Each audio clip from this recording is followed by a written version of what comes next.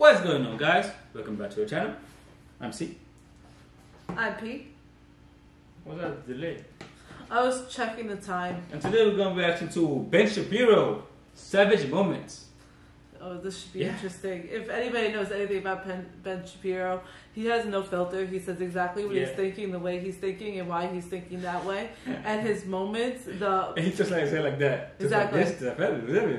And he'll say some savage things. Like I see a few of his conversations with people, and I have no idea how he was. It's like mic drops. I have no idea how it was that fast. Is he a New Yorker? Where does he live? And what's his nationality? He's Jewish. That's what I know. I think he's American. Yeah. I say Jewish. If he's a New Yorker and he's Jewish, then he's always like bashing New York and LA. He could be a New Yorker bashing. I know, but the way he says it, like he a business. He don't live in states that that like tech businesses. Yeah, he doesn't have to live in it now, but he could have grown up in New York. Okay, let's start this time. No, we're not ready. What are you rushing things for? I fucking hate you. Why do you do this shit to me? He's an asshole, guys. Guys, if you like what we do here, that what we talk about in this channel, like, subscribe. Ring that bell so you can get notified for upcoming videos. There you go, that's it. Because I hate you. Let's begin. When you say money in politics is bad, again I ask you, Buddy Roemer gave you $4 million to start TYT. What did he expect in return? Should he not have given you money? Was the money not speech? It was just money after all. It's just like a hooker, I assume. So are you the prostitute? Health insurance is an earned benefit. It's not given for free to employees. They earn it. Should your employer be able to decide how you spend your money? It is, hold up. Hold on. Earned 1 second. Earned from whom? Okay, I may think that I earn twice the salary that I get from this radio station. That doesn't mean that I have an earned benefit from the radio station for twice what they're willing to pay me. It's always a consensual relationship. You pay for your health care? Well, first of all, I do because it was negotiated in the contract that I signed, in which I voluntarily engaged. And if I don't like that, I can quit tomorrow. How about combating actual acts of racism? How about singling out racism and then actually doing something about it, as opposed to doing this kind of Marxist newspeak in which we go through everybody's hidden actions? You know, I'm sensing a real sort of underlying, I don't know, racial bias to this whole segment. Robert, I find you to be racially biased. I find you to be insensitive, bigoted, and misogynist based on everything you say. It may be hidden. Maybe I can't detect it, but we all know it's there. So perhaps you should go through this program. At the end of the program, you will feel free, you'll feel better about yourself, and you'll feel more informed because after all... The topic of institutional racism is brought up. Sure. You'll always ask, where is the institution? Show me the racist laws so that we can fight them together. Correct. Welcome to Alabama. This would qualify.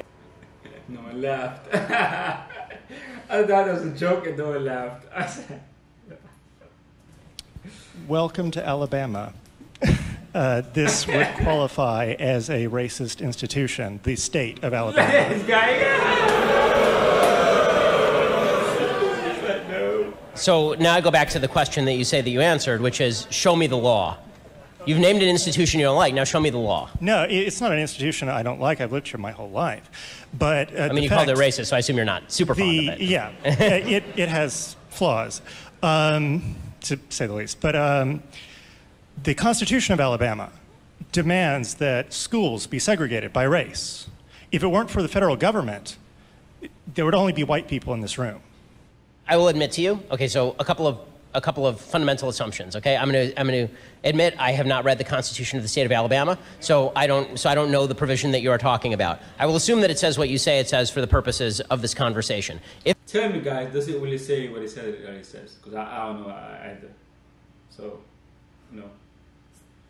The provision that you are talking about. I will assume that it says what you say it says for the purposes of this conversation. If in fact there's a provision in the state law of Alabama that says that segregation is mandated by law, of course that's racist, that's Jim Crow, and that would be institutional racism. The point that I'm making is that there are a lot of black people in this room today because the institutional racism that you are decrying was in fact wiped out at the legal level by the federal government in the 1960s. So if you're citing a law from 1873 or 1865, whenever the Constitution embedded segregation. If you're citing that law to prove institutional racism, and that law has not been applied for 50 years, you're going to need to do better. Race place and that, all that, what happened with the swastika. But you can't wear the Halloween costume you want unless no one finds it offensive.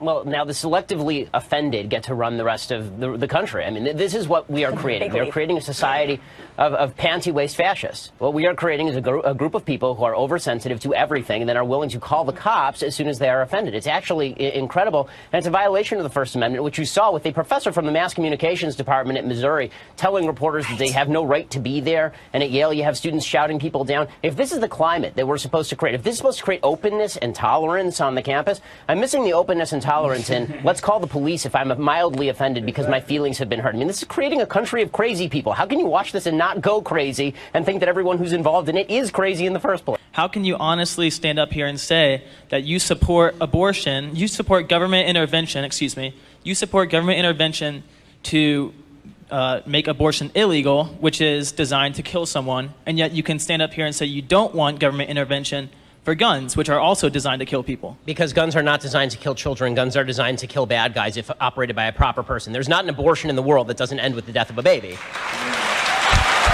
The question in Hobby Lobby is whose freedom is being infringed upon. Employees' freedom is not infringed upon when they enter into a consensual relationship with an employer that includes certain types of health care. Not consensual. Of course it is. They can quit. Who is forcing them? Where is the gun?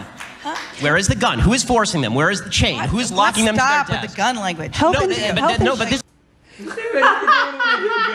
Your gun, the whole gun. That's the point. When you say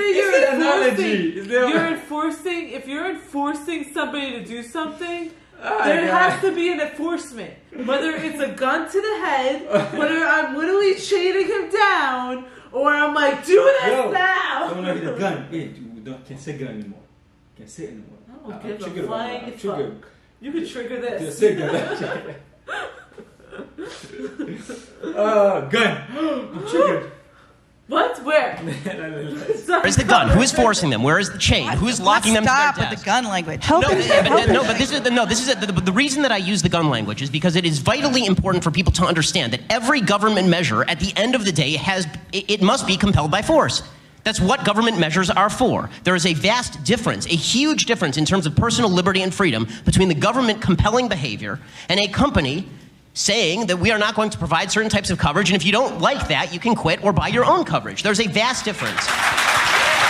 I think, I'm gonna assume that like the point she's making is that people really need the job. If you tell them blah, blah, they can't really deny it because they need the job. But he's also right in the fact that... No, let me finish. But I'm saying that's still consensual. Even though you think you need the job, you still choosing yourself to sign the paper and say, I agree to this. Yeah. So it's consensual. No one's forcing you to do it. Also, like you said, you could go home and do the research and find coverage that's more beneficial to you. That's what we did. We work at Walmart. The contract they gave us for our health insurance sucked. We were like, no way, we're gonna be bled dry if we sign this. So we went home, we did our own research, and whoa, we found health insurance that has everything we need at a price that's reasonable for us. Wow, thanks Google. The one point is I think she's making it saying that a lot of people can't afford not to take the job. So yeah, but you can go home and look it up. And result the first thing to do the job, but that's just wrong. Even if you speak another language, you can go home and Google up. But let's continue. Coverage, and if you don't like that, you can quit or buy your own coverage. There's a vast difference. The gun's the whole issue. The question was about abortion, and I just wanted to know why exactly do you think a first trimester fetus has moral value? Okay, so a first trimester fetus has moral value because whether you consider it a potential human life or a full-on human life, it has more value than just a cluster of cells. If left to its natural processes, it will grow into a baby. So the real question is, where do you draw the line? So you're going to draw the line at the heartbeat, because it's very hard to draw the line at the heartbeat. There are people who are adults who are alive because of a pacemaker. They need some sort of outside force generating their heartbeat. Okay, are you going to do it based on brain function? Okay, well, what about people who are in a coma? Should we just kill them? Right? The problem is, anytime you draw any line other than the inception of the child, you end up drawing a false line that can also be applied to people who are adults. So either human life has intrinsic value or it doesn't. I think we both agree that adult human life has intrinsic value. Can we start from that premise? I believe that sentience is what gives something moral value, not necessarily being a human alone. Okay, so when you're asleep, can I stab you? I'm still considered sentient when I'm asleep. Okay, if you are in a coma from which you may awake, can I stab you? Well then, no. I guess not. I mean, I'm glad you answered that because I have no interest in actually murdering you. But that's still potential sentience, and it's still a potential. I agree. It is potential sentience. You know what else is potential sentience? Being a fetus. You fucking went to his argument. I think I agree. A lot of people don't think the arguments through. So, no, it's not about thinking through. It's that my point is right, and that's what's right. Yeah. If you have an argument against Ben Shapiro's argument here, I want to hear it. Yeah. But I feel like he didn't really think his argument through, because once you ask questions to an argument, then you try to break it down. See how he asks questions, and the guy is answering a question. Then you can figure out if your argument really stands. That's how you figure out. Because a lot of people don't go past that one question. This is the question. No, this is how it should be. But they can't and then if they ask another question to justify it, it's like start breaking down. Like. A potential. I agree. It is potential sentience. You know what else is potential sentience? Being a fetus. And let me tell you something about safe spaces. There's only one group of people who want safe spaces that are race specific. There are only one group of people that want safe spaces so that they never have to hear from anybody of a different ideology or political persuasion. Those people are called fascists. Okay, and you've got a bunch of fascists, damn fascists on this campus, who are trying to shut down political debate and trying to cloister themselves in this little cocoon of stupidity so they don't have to debate anyone or think about issues outside their kin so that they can feel comfortable. Guess what? Life isn't about feeling comfortable. Life is about bettering yourself. Get off your ass, you stupid pansies. Overall. Oh, he was mad. You pissed him off. That's what you did. Quote, life is suffering. You know what I mean? And in order to grow, you have to suffer. You have to have some kind of, some kind of obstacle to overcome to grow. So if you put yourself in a bubble with everyone that thinks the same way you do, these things you do, you're never gonna grow. Yeah, you're never gonna reach potential. You're never gonna be able to reach your goals. Everybody has a goal or a dream in life that they want to be at. If there's no obstacles or no, what's the word I'm looking for? Bad things that happen in your life, like trauma, event, whatever it could be, you won't be able to grow, overcome those things, and go to the place that you want to be. Just get to the goal that you want to be at. There's always, I use this expression all the time, the yin yang expression. There's always a little bit of bad in every good thing that happens. There's always a little bit of good in every bad thing that happens. It's like that way for a reason. That is called life. I got to talk about this more, but we ain't got time for it. Let's proceed. Guess what? Life isn't about feeling comfortable. Life is about bettering yourself. Get off your ass, you stupid pansies. Overall, if you're talking about the level of government spending, it needs to go down, and you believe that it really needs to go up. Okay, so it's disingenuous. It depends. It's not on war, does it? No, but overall. Not on the war on drugs. Not on so many of those wasteful programs. It depends. But let me. Overall, you want the federal budget increased. Overall, I would like the federal budget decreased. To pretend that this is not true is to lie. Okay, and when you suggest that there is no difference between, we just have different visions of what the government should cover, these things cost different things.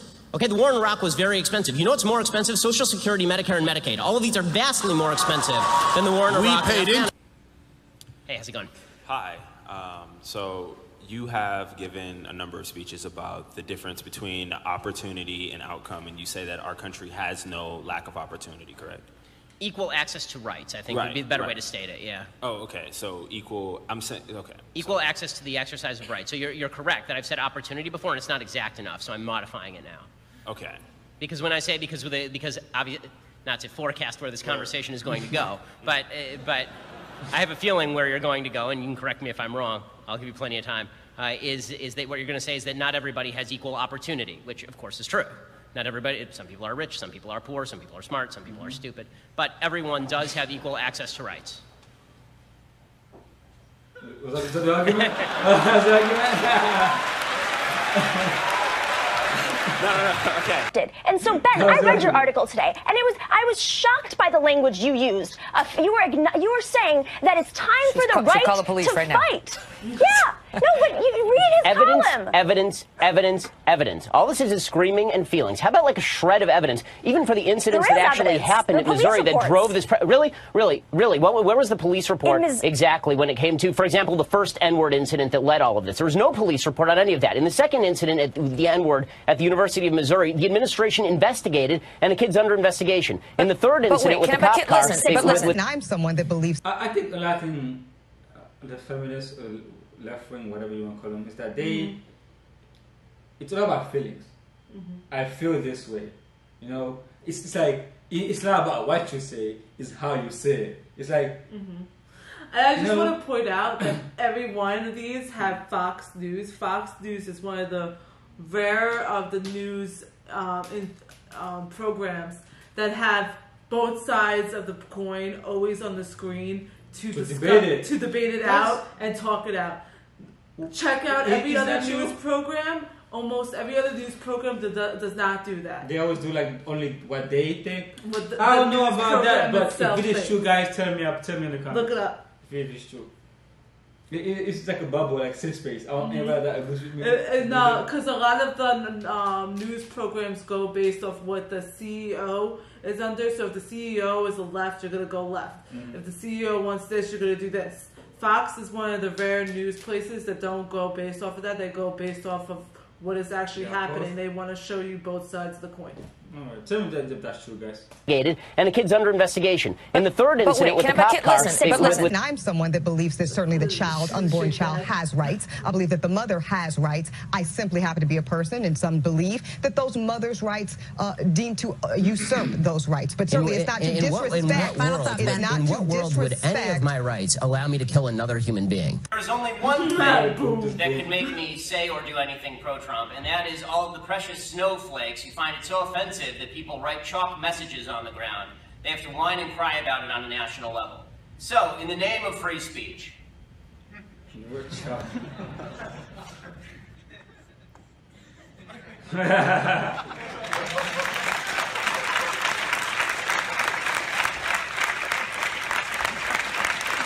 You can't run ads within a certain period of time. You have public financing versus private financing. Those are rules around an election. That is a completely different issue than the government saying randomly you can and you can't invest in businesses. Why? So you're conflating those two issues that have nothing to do with one another. Why?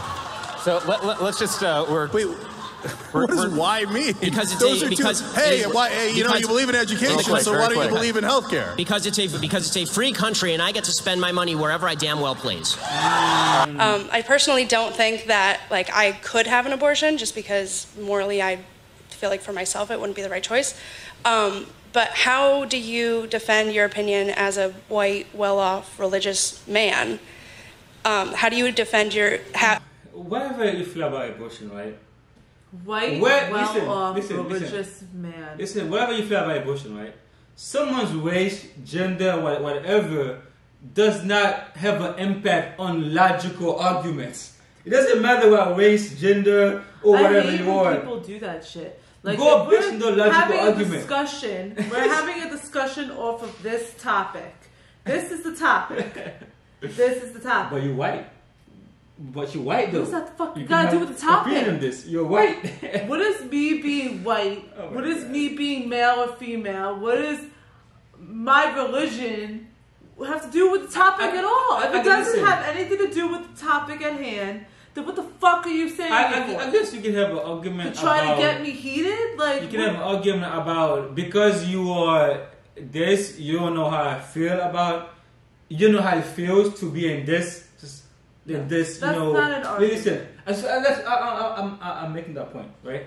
You can have an argument saying that because you're in a different tax bracket or whatever, that you can't feel what I'm going through, right? But that's feelings, though. It's not based on. He's having a logical argument. Race don't have anything to do with logical argument. When you're having a discussion / debates, feelings can't be involved in it. Facts and facts only. Facts don't care about your feelings. Let's start this over. Let's go. Wouldn't be the right choice.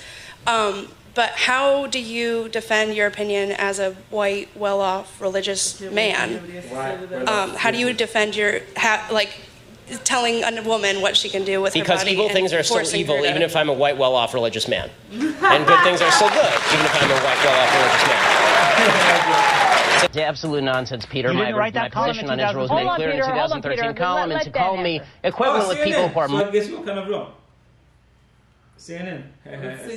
CNN has it. Murdering Jews is insanity. It's beyond insulting. And if there's anybody who's emboldening Hamas to kill more children, it is you, because it's your policies which have emboldened Hamas. They know that people like you are going to get on American television and talk about how the Palestinians are meek victims, and whenever they fire rockets, it can be justified by Israeli policy. Hamas celebrates every moment you're on television. The Occupy Wall Street movement thinks this is a group of people who graduated with degrees in lesbian dance theory and then were surprised when they didn't get a six-figure paycheck out of college. I mean, this is... Her face. Lesbian dance theory. Oh, God, let me show you. I'm sorry, God. Lesbian dance theory. Oh, my God. As you see, he's a child. They're saying, I'm not making $300K a year. What? Discrimination. Like a wage gap. It's like, what? The Occupy Wall Street movement thinks this is a group of people who graduated with degrees in lesbian dance theory and then were surprised when they didn't get a six-figure paycheck out of college. I mean, this is, unfortunately, they were getting a paycheck consummate with their education level. The problem is that if you have to be productive in a capitalist society in order to earn anything. And this is, unfortunately, a lazy generation, a generation that expects things. And ignorant and communist is no way to go through life. When the middle class has more money, disposable income, they spend it. Why? Because they're not living the lap of luxury. They're not saving it for their yacht. So they need to buy food for their family. They need education for their family. So they spend it, and it goes back into the economy. If you just give it in supply-side economics to the rich and hope that it trickles down on us eventually decades later, what they wind up doing with it is something that is logical. They save it. The problem with Keynesian economics is that it doesn't even work in theory because, again, once you go to the logical extreme, which is remove all of the money from the rich people who are saving all their money and give it to all the poor people to buy hamburgers, that doesn't help the economy or spur the economy. What spurs the economy is the creation of new products and services, and that is only going to be done by people who have expendable capital to actually invest in the new products and services that we all enjoy. This is what creates economic growth. You had an investor, right? When you started TYT, you were given $4 million by Buddy Roemer to start TYT. That's great. That's the way business should work, right? But that money it didn't come from a bunch of poor people buying hamburgers. It came from a very, very wealthy guy who gave you money to create a business a lot of people want to patronize. If you want better products and better services, you need more investment in the products and services. The basic name trickle-down economics is not something that any conservative even proposed. It's a leftist revision of what economics actually is, because you're not giving me the money. It was my money in the first place, created through voluntary transactions that I had with others. I've not stolen money from anyone, neither have you. And the idea that money has to be forcibly taken from you and handed to somebody at the bottom end of the economic spectrum to somehow jog the economy, that may jog McDonald's, but is not going to jog all of the creation of the products and services that make all of our lives much better today than they were 30 years ago in terms of the stuff we have access to. We can just trust the government. Then I think it's the same argument that says that if you are rich, it's because you corrupt in some way. Mm-hmm. Not because you bring something to society that people pay you. Mommy and daddy gave you the money. It's like Jeff Bezos, right? Yeah. Like I mean, with Amazon Prime, whatever, right? He brings things to society that society is willing to pay him for. That's how he got the money he has now, right? And you know, it's like people who are like, people be criticizing him, right? And you're like, do you have an Amazon Prime account? Yes. You give him money. It's like you have those access to those, you know, how would I say this? Those products, right? Mm-hmm. And you're criticizing the billionaires for making the product. But yeah, exactly. You want it for free? It's like you pay them to give you a product to make your life easier. I don't understand that process either. Like if you're gonna, people that, to me it's like a vegan sitting there protesting against the killing of animals, but then going to McDonald's to eat a cheeseburger. To me, that's the same thing as people sitting there arguing about how corrupt these CEOs are and all these people are, but yet here's my iPhone, here's my Amazon Prime, here's my HBO Max. Listen, guys, I'm not saying that the CEOs are perfect in any way. Yeah. I'm not saying they don't have every level of business have some corruption in it. Mm-hmm. Every corporation does. Yeah. Right? But But I'm not gonna accept that they made their money just based on corruption and whatever. You use a product, you pay them for the product, and the product make your life easier. That's how capitalism works.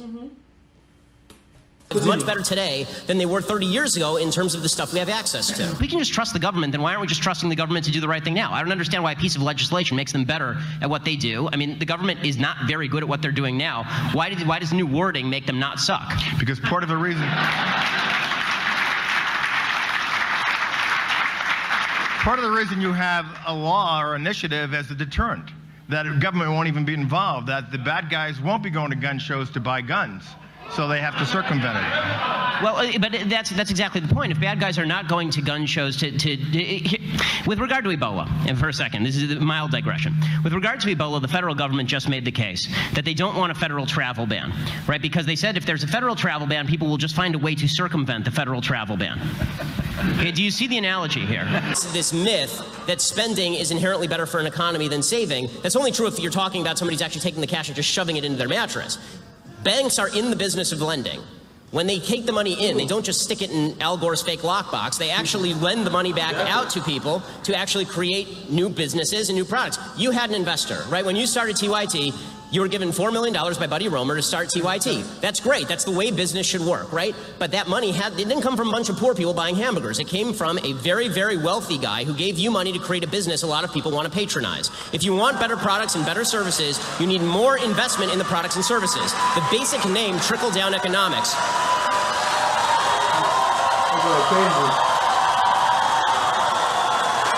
The basic name trickle-down economics is not something that any conservative even proposed. It's a leftist revision of what economics actually is, because you're not giving me the money.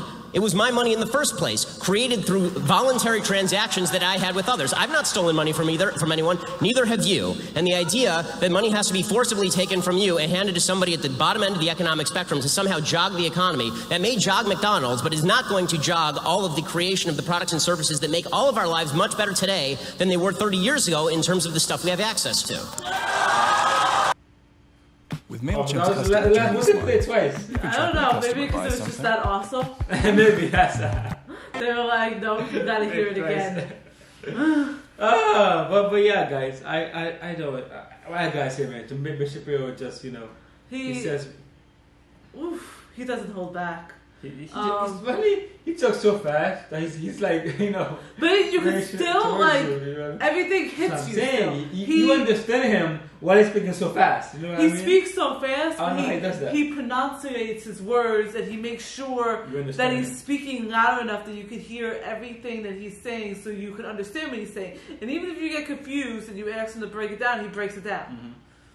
Yeah, he's a lot like Jordan Peterson in that way, where he breaks down his stuff and he'll ask you questions towards your rebuttal to try to break it down to get the to get to the main cause of the issue, like a real debate and discussion should be, instead of like throwing feelings into the mix or start like cursing somebody out. Yeah, the point he made about saving is right. Like you put your money in the bank lends out the money out, and they charge interest. That's how bank makes their money, through interest.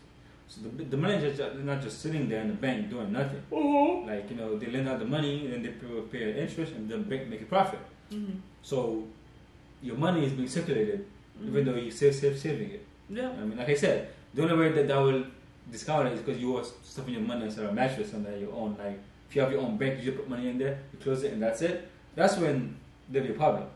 You know what I mean? But if with those banks that, those public banks, the money is always circulating around. Yeah, they have to do that.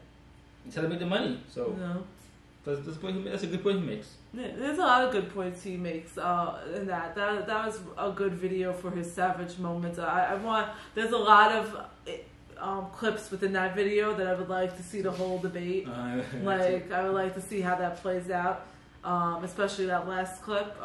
I believe you said it was like an hour long. Oh yeah, it's like an hour long thing, so it's gonna have to be clips, maybe a long clip. You could break it apart and break it down and talk about different things within that. Do you break it down things? Break it down.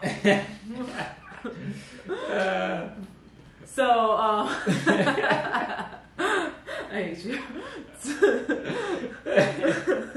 So yeah, I would definitely be doing more of Ben Shapiro. We like a lot of the stuff that he talks about. As you guys know, we're big fans of his. Candace Owens, Jordan Peterson, Kevin Samuels. Tell us about some clips. We were to jump it. Yeah. Ben Shapiro. Yeah. As always, like, comment, subscribe. See you next time. Bye. Try again.